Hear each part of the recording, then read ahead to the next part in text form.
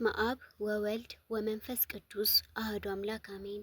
በስመ አብ ወወልድ ወመንፈስ ቅዱስ አሐዱ አምላክ አሜን። በስመ አብ ወወልድ ወመንፈስ ቅዱስ አሐዱ አምላክ አሜን። የተወደዳችሁ የእግዚአብሔር ቤተሰቦች እንደምን ቆያችሁ? እንደምን አመሻችሁ? አሜን። የአምላካችን የእግዚአብሔር ስሙ ለዘላለም የተመሰገነ ይሁን።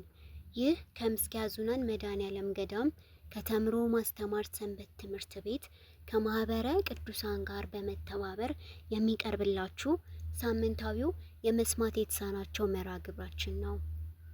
መርሃ ግብራችንን የምንጀምረው በትምህርተ ወንጌል ሲሆን ለመምህራችን ተናጋሪ አንደበት ለእኛም አስተዋይ ልቦናና ሰሚ ጆሮን እግዚአብሔር አምላክ ያድለን። ወደ ትምህርቱ። በስመ አብ ወወልድ ወመንፈስ ቅዱስ አሐዱ አምላክ አሜን። ይትባረክ እግዚአብሔር አምላከ አበዊነ ለዘአብጽሐነ እስከዛቲ ሰዓት። የአባቶቻችን አምላክ እግዚአብሔር አምላካችን ለዚህ ሰዓት ለዚህች ዕለት እንደ ሰውነታችን ክፋት እንደ ኃጢአታችን ብዛት ሳይመለከት ሳያጠፋን ይህችን ዕለት ጨምሮ ስለሰጠን ለዚህችም ሰዓት ስላደረሰን የአባቶቻችን አምላክ እግዚአብሔር አምላካችን የተመሰገነ ይሁን። አትለየውምና እናታችን እመቤታችን ቅድስት ድንግል ማርያም በምህረት በቸርነት በይቅርታ በአማላጅነት ከጎናችን ሆና ይህች ዕድሜ እንድትጨመርልን ስላደረገች ምልዕተ ክብር ምልዕተ ጸጋ ልጇ ወዳጇ ጌታችን መድኃኒታችን ኢየሱስ ክርስቶስ እንዳከበራት መጠን የተመሰገነችልን ትሁን። ወወፁ እምአውድ እንዘ ይትፌስሑ፣ ከአደባባይ ደስ እያላቸው ወጡ። የሐዋርያት ሥራ ምዕራፍ 5 ቁጥር 41 እንዲህ ይላል። እንግዲህ ቅድስት ቤተክርስቲያናችን ኦርቶዶክስ ተዋሕዶ ቤተክርስቲያን ከምታስተምራቸው ትምህርቶች መካከል የሐዋርያት ሥራ በብዛት በትርጓሜ ቤትም አምልታ አስፍታ ታስተምራለች።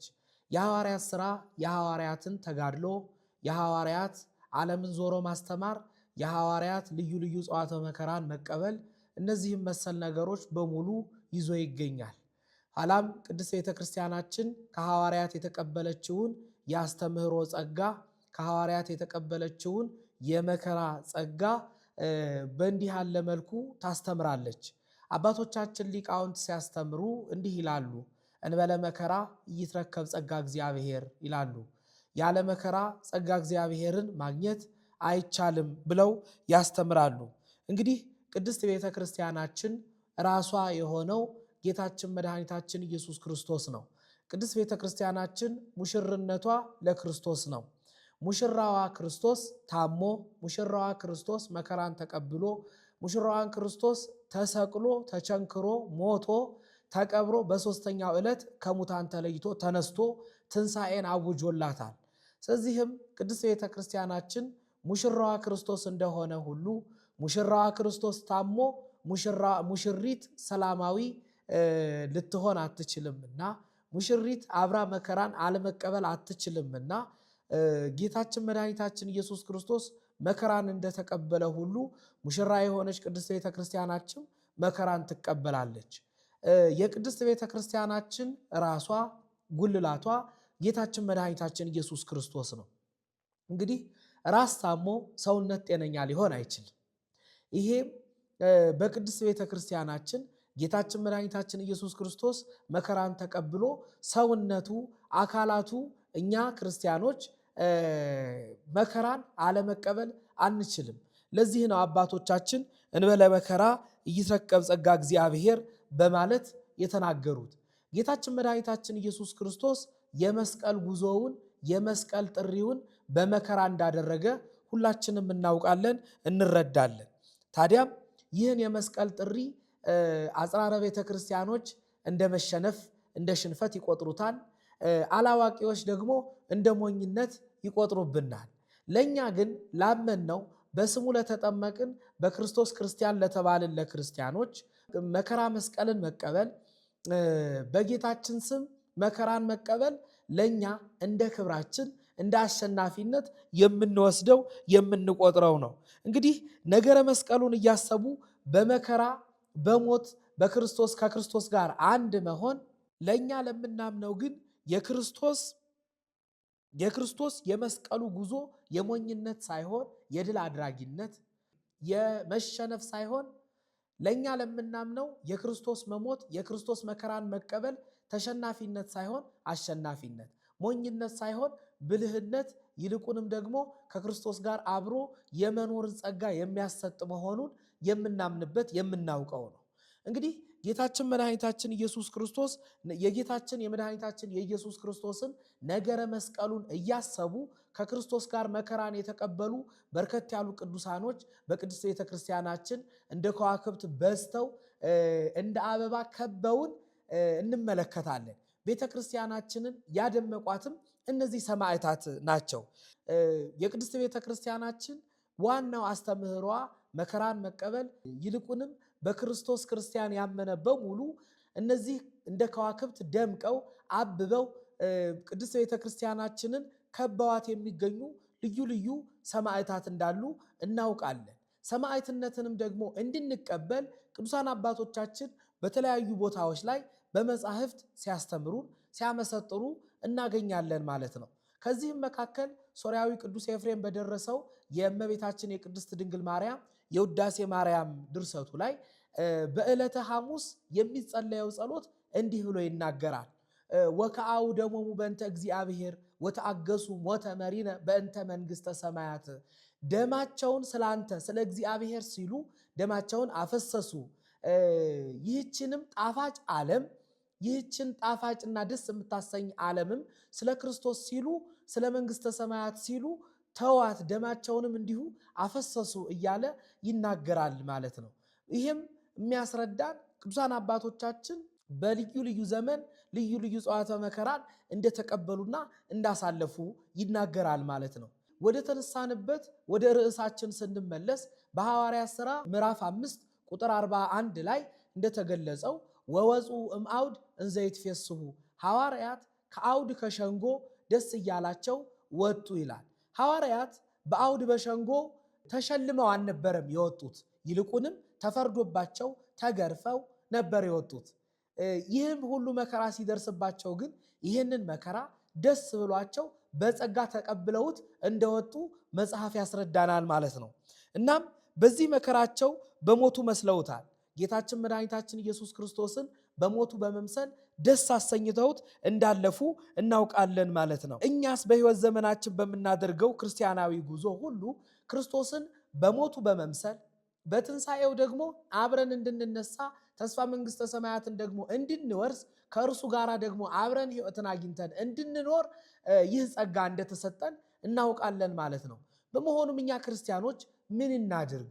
ከክርስቶስ ጋር መከራን ለመቀበል ምን ማድረግ ይጠበቅብናል ብለን ስንነሳ የመጀመሪያው ልናደርግ የሚገባን ነገር አንደኛውና ዋነኛው መከራ መስቀሉን መሸከም ይገባናል ማለት ነው። እንዴት ነው መከራ መስቀሉን የምንሸከመው? በምን መልኩ ነው የምንሸከመው ስንል ጌታችን መድኃኒታችን ኢየሱስ ክርስቶስ በኪደተ እግሩ ዓለምን በባረካት ጊዜ ሰው ሆኖ 3 ዓመት ከ3 ወር ዓለምን ባስተማረ ጊዜ እንዲህ ሲል ለሐዋርያት ሲያስተምራቸው እንመለከታለን። እነሆ ወደ ኢየሩሳሌም እንወጣለን፣ የሰውም ልጅ ለካህናት አለቆችና ለጸሐፎች ተላልፎ ይሰጣል፣ የሞትን ፍርድ ይፈርዱበታል፣ ለሕዝቡም አሳልፈው ይሰጡታል፣ እርሱንም ይዘብቱበታል፣ ይገርፉታልም፣ ይሰቅሉታልም፣ በሦስተኛውም ቀን ከሙታን ተለይቶ ይነሳል ብሎ ጌታችን መድኃኒታችን ኢየሱስ ክርስቶስ እራሱ መከራን እንደሚቀበል እንደሚሰቀል፣ እንደሚገረፍ፣ እንደሚዘበትበት፣ እንደሚሞት በሦስተኛውም ቀን ደግሞ ከሙታን ተለይቶ እንደሚነሳ በማቴዎስ ወንጌል ምዕራፍ 20 ቁጥር 18 ላይ ሲገልጽላቸው እንመለከታለን። ጌታችን መድኃኒታችን ኢየሱስ ክርስቶስ የሞተው የተሰቀለው የተገረፈው በአንደበቱ ሐሰት በሰውነቱ ክፋት ተገኝቶበት ሳይሆን አይሁድ ለምቀኝነት ስለማያርፉ በምቀኝነት ቀንተው ተመቅኝተው እንደሰቀሉት ግን መጽሐፍ ቅዱስ ያብራራል። ታዲያ ጌታችን መድኃኒታችን ኢየሱስ ክርስቶስ ይህንንም በወንጌል ሲጠቅሰው የሰውን ልጅ እንዲህ ያደርጉታል ብሎ ቀድሞ መከራን እንደሚቀበል ለሐዋርያት ነግሯቸዋል ማለት ነው። ታዲያ ይህንን ከእርሱ የተወለዱ በስሙ የተጠሩ ክርስቲያኖች በሙሉ ደግሞ መከራን አብረውት እንደሚቀበሉ በመከራ እንደሚመስሉት ጌታችን መድኃኒታችን ደግሞ መልሶ ሲያስተምራቸው እንመለከታለን። ከክፉ ሰዎች ተጠበቁ፣ አሳልፈው ወደ አደባባዮች አሳልፈው ይሰጧችኋል፣ በምኩራቦቻቸውም ይገርፏችኋል። ለእነርሱና ለአሕዛብ ምስክር ትሆኑ ዘንድ ስለ እኔ ወደ መሳፍንትና ወደ ነገሥታት ይወስዷችኋል በማለት በማቴዎስ ወንጌል ምዕራፍ 10 ቁጥር 17 ላይ ይናገራል ማለት ነው። ስለዚህ ጌታችን መድኃኒታችን ኢየሱስ ክርስቶስ በዋነኝነት ሐዋርያት በአደባባይ ወጥተው እንደሚገረፉ፣ በመኳንንት በመሳፍንት ፊት ወጥተው መከራን እንደሚቀበሉ ጌታችን መድኃኒታችን ኢየሱስ ክርስቶስ አስቀድሞ ነግሯቸው ነበር። እርሱ እንደሚሞትና እንደሚሰቀል መከራን እንደሚቀበል ከነገራቸው በኋላ መልሶ ደግሞ እናንተም በእኔ ያመናችሁ በሙሉ እኔን የተከተላችሁ በመሆናችሁ መከራን እንደምትቀበሉ ልታውቁ ይገባችኋል ሲል ጌታችን መድኃኒታችን ኢየሱስ ክርስቶስ አስጠንቅቆ ሲያስገነዝባቸው ይመለከታል። ቀድሞ ጥንቃቄን እንዲያደርጉና መከራን በመቀበላቸው እንዳይሸሹ፣ አዲስ ነገር እንዳይሆንባቸው ጌታችን መድኃኒታችን ኢየሱስ ክርስቶስ ሲነግራቸው እንመለከታለን ማለት ነው። በመቀጠልም መስቀሉን ተሸክሞ ሊከተለኝ የማይወጣ ደቀ መዝሙሬ ሊሆን አይገባውም በማለት በሉቃስ ወንጌል ላይ ደግሞ ጌታችን መድኃኒታችን ኢየሱስ ክርስቶስ ሲያስተምራቸው እናያለን። መስቀሉን ሊሸከመው ያልቻለን ያለው መስቀሌን ሊሸከም ያልቻለ አላለም። እንግዲህ በመስቀሌንና በመስቀሉን መካከል ሁለት አይነት ልዩነት አለ። መስቀሌን ማለት የጌታችን የመድኃኒታችን የኢየሱስ ክርስቶስ ሙሉ ለሙሉ መከራውን መሸከም ነው። የጌታችን የኢየሱስ ክርስቶስን መከራ ቅንጣቷንም ታክል እኛ ክርስቲያኖች መሸከም አንችልም።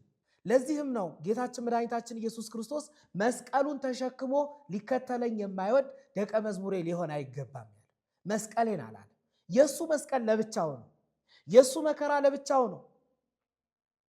6666 መገረፍ ለሰው ልጅ አይቻለው። ይህንን ሲያስገነዝብ ጌታችን መድኃኒታችን ኢየሱስ ክርስቶስ የሰው ልጅ የሚቀበለው መከራ ልዩ ልዩ መሆኑን ሲያስገነዝብ ምን አለ? መስቀሉን ሊሸከም የማይወድ ብሎ ተናገረ። ራሳችን የምንሸከመው መስቀል እንዳለን ሲያስገነዝብና ሲመክረን መሆኑን ልብ ልንል ይገባናል ማለት ነው። መስቀላችንን ስንሸከም የእርሱ ደቀ መዝሙር መሆናችንን እናስመሰክራለን፣ እናረጋግጣለን። ስለዚህ መስቀል የተባለ በዘመናችን ልንቀበላቸው የተገቡ ልዩ ልዩ መከራዎቻችንን ሁላችንም ልናስተናግድና ልንሸከም ይገባናል ማለት ነው። ይህንን ስናደርግ በዘመናችን የሚመጡብን ፈተናዎችን በሙሉ ስንሸከም እኛ የጌታችን የመድኃኒታችን የኢየሱስ ክርስቶስ ደቀ መዝሙር መሆናችንን እንገነዘባለን፣ ለጌታችንም ምስክር እንሆናለን ማለት ነው። በሁለተኛ ደረጃ ልናደርግ የሚገባው አባት የሆነውን አባት የተቀበለውን መከራ እኛም ልጆች እንድንቀበለው ልብ ልንል ይገባናል ማለት ነው። አባታችን ክርስቶስ መከራን ባርኮ እንደሰጠን ሁሉ እኛም ልጆቹ የክርስቶስ ልጆች የሆንን በስሙ ክርስቲያኖች የተሰኘን በሙሉ መከራን እንደምንቀበል አውቀን ልንኖር ይገባናል ማለት ነው። ይህንንም በመጽሐፍ ቅዱስ ሲያስረዳ ከሸንጎው ደስ እየተሰኙ ወጡ ይላል። ከሸንጎው ደስ እየተሰኙ ወጡ ብሎ ይነግረናል። ይህንን የተባሉት ቅዱሳን ሐዋርያት ናቸው። ሐዋርያት ደግሞ ጌታችን መድኃኒታችን ኢየሱስ ክርስቶስን በመከተላቸው መከራን እንደተቀበሉ በመጽሐፍ ቅዱስ በልዩ ልዩ ቦታዎች ተብራርቶ እናገኘዋለን። ይህንንም ዓለም ቢጠላችሁ አስቀድሞ እኔን እንደጠላ እወቁ። እናንተስ ከዓለም ብትሆኑ ዓለም በወደዳችሁ ነበረ፣ ዓለም ወገኖቹን ይወዳልና። ነገር ግን እኔ ከዓለም መረጥኋችሁ እንጂ እናንተ ከዓለም አይደላችሁምና ስለዚህ ዓለም ይጠላችኋል ብሎ ጌታችን መድኃኒታችን ኢየሱስ ክርስቶስ ሲናገር እንሰማዋለን ማለት ነው። ይህንንም በዮሐንስ ወንጌል ምዕራፍ 15 ቁጥር 18 ላይ ይናገረዋል። እናንተ ከዓለም አይደላችሁም፣ ዓለም አልመረጣችሁም፣ እኔ ከዓለም መረጥኋችሁ። እናንተ ከዓለም እንዳልሆናችሁ ሁሉ ከዓለም ያልሆናችሁላቸው ሰዎች በሙሉ ይጠሏችኋል፣ ስለ ስሜ ያሳድዷችኋል፣ ስለ ስሜ መከራን ትቀበላላችሁ ብሎ ጌታችን መድኃኒታችን ኢየሱስ ክርስቶስ ሐዋርያትን ስለ ስሙ እርሱን በመከተላቸው የእርሱ ልጆች በመሆናቸው መከራን እንደሚቀበሉ በስፋት ሲያስተምራቸው እንመለከታለን ማለት ነው። ደግሞ ጌታችንም መለስ ብሎ እንዲህ ይላቸዋል በዮሐንስ ወንጌል ምዕራፍ 16 ላይ ዝቅ ብሎ በእኔ ሰላምን እንድታገኙ ይህንን ነገርኳችሁ። በዓለም ግን መከራን ትቀበላላችሁ፣ ነገር ግን ጽኑ፣ እኔ ዓለምን ድል ነስቼዋለሁና ይላቸዋል። በዓለም ሳላችሁ መከራን ትቀበላላችሁ፣ ነገር ግን ጽኑ። ይሄ መከራ ምንም ያክል ቢያስፈራችሁ፣ ይህ መከራ ምንም ያክል ቢፈትናችሁ፣ ይህ መከራ ምንም ያክል ሰውነታችሁን፣ ሐሳባችሁን፣ ስጋችሁን ቢፈትን ጽኑ። እኔ ድል እንደነሳሁት እናንተም ድል ትነሱታላችሁ። እኔ ድል መንሳቴን አስቡ፣ እናንተም ድል ትነሱታላችሁ። ዋናችሁ ክርስቶስን ካሰባችሁ፣ ዋናችሁ እኔን ካሰባችሁ እናንተ ድል የማትነሱበት ምንም አይነት ምክንያት አይኖርም ሲል ጌታችን ኢየሱስ ክርስቶስ በዮሐንስ ወንጌል ምዕራፍ 16 ላይ እንዲህ አድርጎ ሲያስተምራቸው እንመለከታለን ማለት ነው። እንግዲህ በእርሱ የደረሰ መከራ በልጆቹም እንደሚደርስና የባህሪ ገንዘቦቹ በሆንን በእኛ በክርስቲያኖች ዘንድ መከራ እንደሚደርስብን ልንገነዘብ ልናውቅ ይገባናል ማለት ነው። ከጌታችን አንደበት በተነገሩ በእነዚህ የሕይወት ቃሎች መከራ እንደምናገኝ ብቻ ሳይሆን ደግሞ ከመከራውም በኋላ ደግሞ ደስታን፣ ሰላምን፣ የዘላለም ሕይወትንና ክብርን እንደምናገኝ መልሶ ጌታችን መድኃኒታችን ኢየሱስ ክርስቶስ ለሐዋርያት ሲመክራቸውና ሲያስተምራቸው እናያለን። ጌታችን መድኃኒታችን ኢየሱስ ክርስቶስ ለሐዋርያት ከነገራቸው ነገሮች መካከል በዋነኝነት ስለ መከራ መቀበል ብቻ አይደለም፣ ከመከራ መቀበል በኋላ ስለሚያገኙት ጸጋ፣ ስለሚያገኙት ክብር፣ ስለሚያገኙት ዘላለማዊ ሕይወት ጭምር ጌታችን መድኃኒታችን ኢየሱስ ክርስቶስ ሲያስተምራቸው እንመለከታለን። በዓለም ላይ የምታገኙት ደስታ ሁለት አይነት ደስታ አለ ይላል ጌታችን መድኃኒታችን ኢየሱስ ክርስቶስ ሲያስተምራቸው። የዓለም ደስታና እኔ የምሰጣችሁ ጽኑ ሰላም፣ ጽኑ ደስታ ነው። የዓለም ደስታ እኔ ከምሰጣችሁ ደስታ ይልቅ ይለያል። ዓለም ከሚሰጣችሁ ደስታ ይልቅ የእኔ ደግሞ ይበልጣል ብሎ ጌታችን መድኃኒታችን ኢየሱስ ክርስቶስ ሲያስተምር እናየዋለን። በዓለም የምናገኘው ደስታ ኃላፊ፣ ጠፊ፣ በምድር ላይ ያለ ክብር መሆኑን ያስገነዝበናል። ይልቁንም ደግሞ በመንግስተ ሰማይ የምናገኘው ደስታ ዘላለማዊ የሆነ ጌታችን መድኃኒታችን ኢየሱስ ክርስቶስ የሚሰጠን የማያልቅ መሆኑን ደግሞ ጌታችን ራሱ በወንጌል ሲያስተምር እንመለከተዋለን ማለት ነው። ሶስተኛ ደግሞ እኛ ልናደርግና ልንተገብር የሚገባው እንጸና ዘንድ መስቀሉን የተሸክመው የተከተሉትን ሐዋርያትን ዋኖቻችንን ማሰብ ይገባናል። ለዚህም ነው በሐዲስ ኪዳን በወንጌል ላይ ዋኖቻችሁን አስቡ ተብሎ የተቀመጠልን። ዋኖቻችን ምን አደረጉ? ዋኖቻችን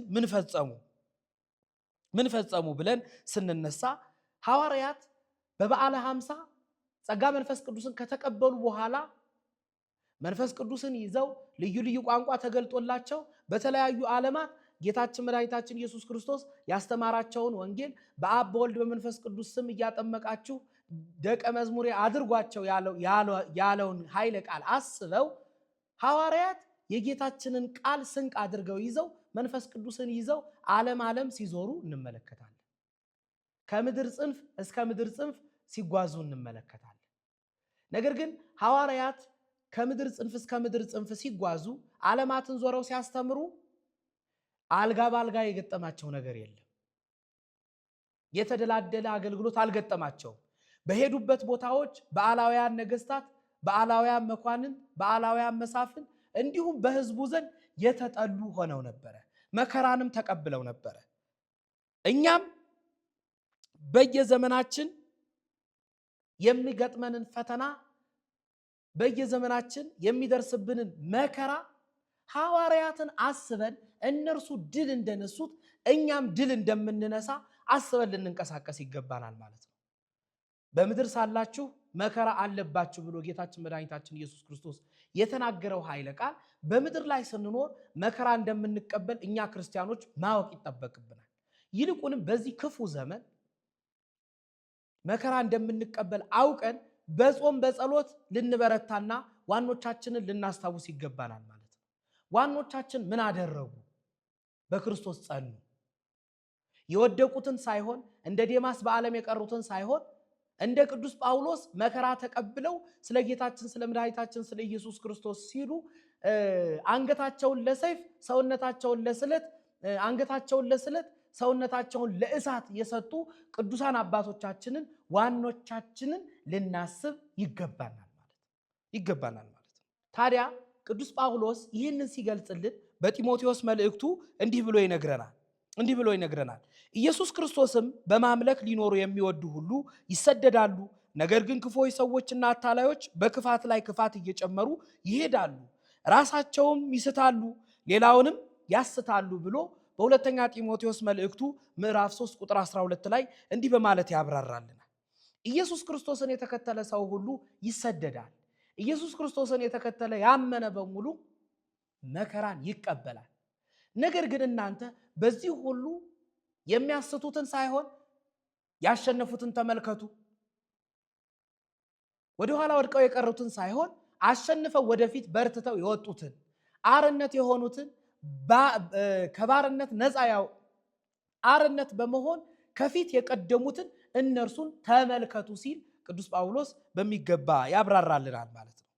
እነሆ በክርስቲያን ሃይማኖታችን ጸንተን ኢየሱስ ክርስቶስን መስለን ዘላለማዊ ርስተ መንግስተ ሰማያትን ለማግኘት መከራ ልንቀበል ይገባናል። መከራ ስንቀበል ደግሞ ከላይ የገለጥናቸውን ሶስቱን አበይት ነገሮችን አስበን በዋነኝነት መከራ የተቀበሉ ዋኖቻችንን ደግሞ ተመልክተን ልንንቀሳቀስ ይገባናል ማለት ነው። እንግዲህ በዛሬው ዕለት በስንክሳር መጽሐፋችን ከተጠቀሱት በዛሬው ዕለት የሚከብሩ 3 ቅዱሳኖች አሉ። እነዚህ ቅዱሳን ጲስጢስ፣ አላጲስና አጋጲስ ይባላሉ። እነዚህ 3ቱ ሕፃናት በእናታቸው በሶፊያ አማካኝነት ክርስትናን የተማሩ ስርዓተ ቤተክርስቲያንን አውቀው ያደጉ መጽሐፍ ቅዱስን የጠነቀቁ መሆናቸውን መጽሐፈ ስንክሳር ያብራራልናል። ታዲያ በአላዊ ነገስታት መካከል እነዚህ ሕፃናት መከራን እንደተቀበሉ ደግሞ በስፋት ስንክሳራችን አብራርቶ ያስቀምጣል። እናታቸው ቅድስት ሶፊያ የበረቱትን የጠነከሩትን ተመልክታ ልጆቿን 3ቱን ሕፃናት እንዳስተማረቻቸው ሁሉ እነዚህ 3 ሕፃናት ደግሞ የበረታች እናታቸውን ተመልክተው ሰማዕትነትን እንደተቀበሉ ድል እንዳደረጉ ደግሞ ልናውቅና ልንገነዘብ ይገባናል ማለት ነው። ታዲያ ይሄ ነው ከላይ አንስተን የተወያየንበት በዋነኝነት ያብራራ ነው ርዕስ። ሐዋርያት ከአውድ ሲወጡ ከደጃፎቻቸው ከአደባባዮች ሲወጡ ተገርፈው ሲወጡ ደስተኛ የሆኑት ታዲያ እኛ በምንቀበለው መከራ በሚደርስብን መከራዎች በሙሉ ክርስቲያኖች ሰማዕትነትን በየዘመናቱ እንደሚቀበሉ አምነን እንደሚቀበሉ አውቀን ዋኖቻችንን አስበን በዚህ መልኩ ልንንቀሳቀስና ልንኖር ይገባናል ማለት ነው። እንግዲህ ዘመኑ እየከፋ በመጣ ቁጥር ሰማዕትነት በልዩ ልዩ መልኩ እየመጣ በመጣ ቁጥር እኛ የሰማዕትነት ጦራችንን አንስተን በጾም በጸሎት በሰጊድ በአምልኮት ከእግዚአብሔር ጋር ራሳችንን በማቅረብ እግዚአብሔርን ወደ ራሳችን በማቅረብና እኛ ራሳችንን ወደ እግዚአብሔር በማቅረብ ልንኖር ይገባናል ማለት ነው። ለዚህ ደግሞ ትልቅ ስጦታ የሰጠን ጌታችን መድኃኒታችን ኢየሱስ ክርስቶስ ስጋ ወደሙን መሆኑን ልናስብ ይገባናል። በስጋ ወደሙ እንድንጸና ይጠበቅብናል። ስጋ ወደሙን ወደ ራሳችን ማቅረብ አለብን። ከክርስቶስ ጋር ልንኖር የምንችለው ስጋ ወደሙን በመቀበል ነው። ክርስቶስን ወደኛ ልናቀርበው የምንችለው ስጋ ወደሙን ወደ ራሳችን በማቅረብ ነው። በመሆኑም ስጋ ወደሙን ወደ ራሳችን ካቀረብን ማንኛውንም የዘመኑ ሰማዕትነት ድል ልንነሳ ስለምንችል ስጋ ወደሙን ሁላችንም ልንቀበል ወደ እርሱ ልንቀርብ ይገባናል ማለት ነው። ይህንን ነው ጌታችን መድኃኒታችን ኢየሱስ ክርስቶስ በዓለም ሲኖር የሰበከልን። ሐዋርያትም ጌታቸውን ተመልክተው አምላካቸውን ተመልክተው መከራቸውን ሲቀበሉ ከአይሁድ ሸንጎ ሲወጡ ደስ እያላቸው ወጡ ተብሎ በሐዋርያት ሥራ ምዕራፍ 5 ቁጥር 41 ላይ ተዘግቦልን የምናገኘው ይህንን ነው ማለት ነው። ወወፁ እምአውድ እንዘ ይትፌስሑ፣ ከአደባባይ ከሸንጎ ሲወጡ ደስ እያላቸው ወጡ ብሎ በማለት የተዘገበልን የተቀመጠልን ትምህርት ይህንን ይመስላል ማለት ነው። እንግዲህ ሁላችንም በሰማዕትነት ጸንተን ክርስቶስን ለብሰን በመንግስተ ሰማያት ድል ከነሱት ጋር እንድንቆም የአምላካችን የመድኃኒታችን የኢየሱስ ክርስቶስ ረዳትነት የእመቤታችን የቅድስት ድንግል ማርያም አጋዥነትና ምልጃ አይለየን። ወስብሐት ለእግዚአብሔር። ለመምህራችን እግዚአብሔር አምላክ ቃለ ሕይወትን ያሰማልን፣ ቃለ ሕይወትን ያሰማልን። አሜን። የዛሬው መርሃ ግብራችን ይህን ይመስል ነበር። እግዚአብሔር አምላክ የሳምንት ሰው ይበለን።